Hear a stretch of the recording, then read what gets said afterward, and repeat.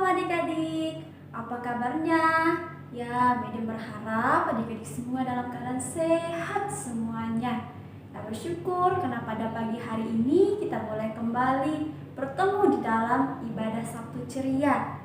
Nah, pada saat ini Mede mau bertanya, minggu kemarin kita cerita tentang seorang anak muda yang berani dan kreatif.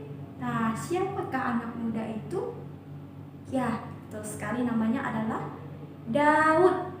Nah, hari ini kita akan mendengarkan cerita tentang seseorang yang memiliki kreativitas dan berhasil dalam hidupnya. Nah, kira-kira siapa ya? Nah, hari ini Madam akan menceritakan tentang seorang bapak dan keluarganya. Ada anaknya, ada istrinya, ada menantunya. Nah, kira-kira siapa ya? Ya, sebelum kita mendengarkan cerita pada pagi hari ini, Mede mengajak kita berdoa terlebih dahulu. Yuk kita berdoa. Tuhan Yesus, pada saat ini Tuhan, kami datang kepadamu. Kami bersyukur atas kebaikan Tuhan dalam kehidupan kami, sehingga pada pagi hari ini Tuhan, kami boleh kembali untuk kami mendengarkan cerita firman Tuhan.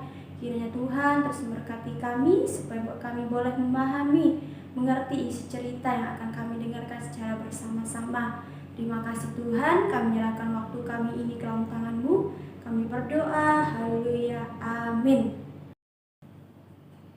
Oke anak-anak, hari ini Mede mau ngajak kita membuka Alkitab kita yang terdapat dalam Kejadian pasal yang ke-7, ayat yang pertama sampai ayat yang ke-24. Nah, di sini Madam tidak mengajak kita untuk membacakan ayat firman Tuhan ini. Nah, hari ini kita akan mendengarkan cerita tentang Bapak Nuh.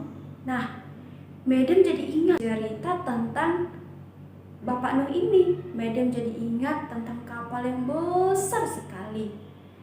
Nah, hari ini Madam akan menceritakan tentang Bapak Nuh yang tinggal di suatu tempat. Aduh, anak-anak, semuanya orang-orang suka buat dosa.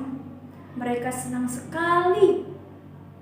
Mereka mukul-mukul teman-temannya, marah-marah teman-temannya, lalu mencuri, lalu berkata yang tidak sopan. Wah, mereka senang banget buat yang jahat-jahat. Nah, suatu hari Tuhan bilang kepada Bapak Nuh, "Nuh, aku akan menghukum bangsa ini.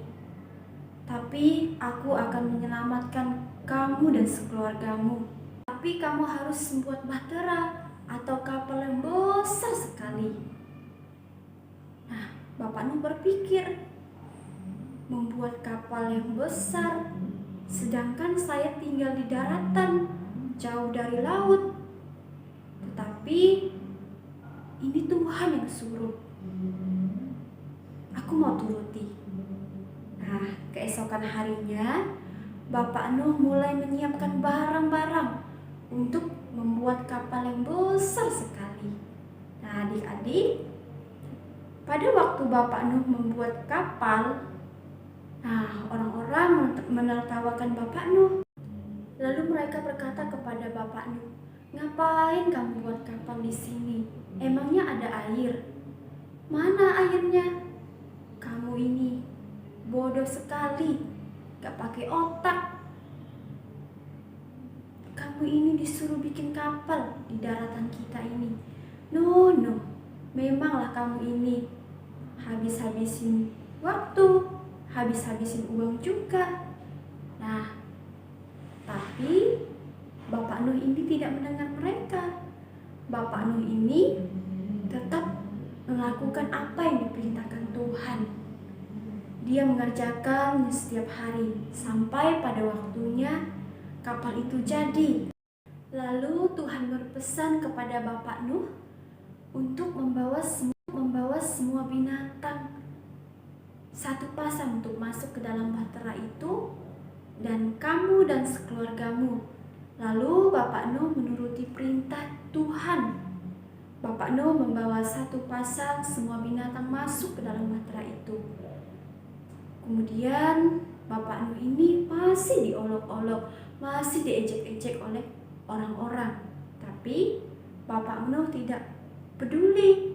Bapak Nuh hanya mendengarkan perintah Tuhan. Dia hanya taat pada apa yang Tuhan perintahkan kepadanya.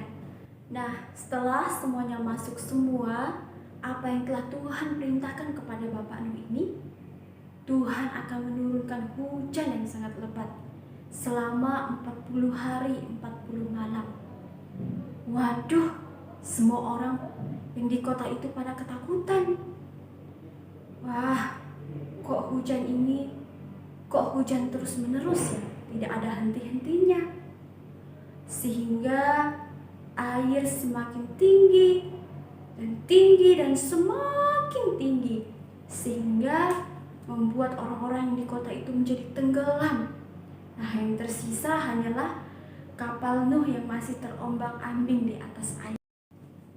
Tuhan menyertai Nuh sehingga kapal Nuh tidak kenapa-kenapa.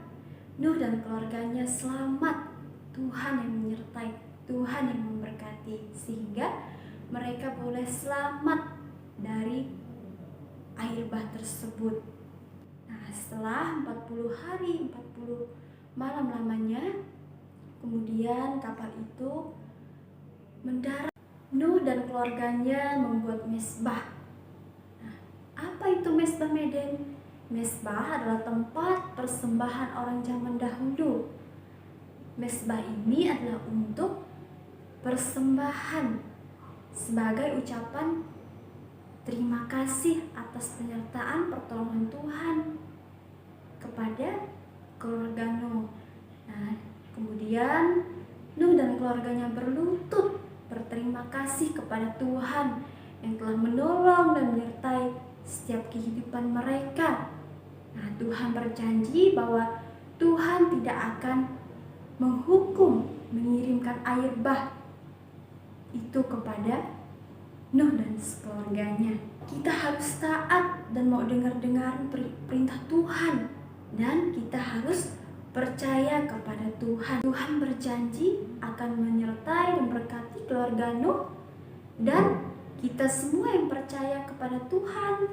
Nah, anak-anak, dari cerita Nuh ini kita bisa belajar bahwa Nuh ini merupakan seorang yang memiliki kreativitas. Nah, anak-anak, mari kita belajar untuk kita terus memiliki sikap kreatif dalam kita menjalani setiap kehidupan kita hari lepas hari. Kita boleh menjadi anak yang kreatif seperti Bapak Nuh ini. Nah, kita juga belajar bahwa seperti Bapak Nuh ini taat kepada Tuhan.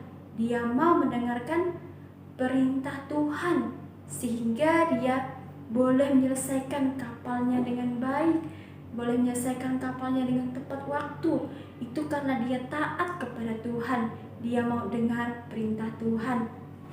Nah, demikianlah cerita yang boleh kita dengarkan pada hari ini. Mari kita berdoa.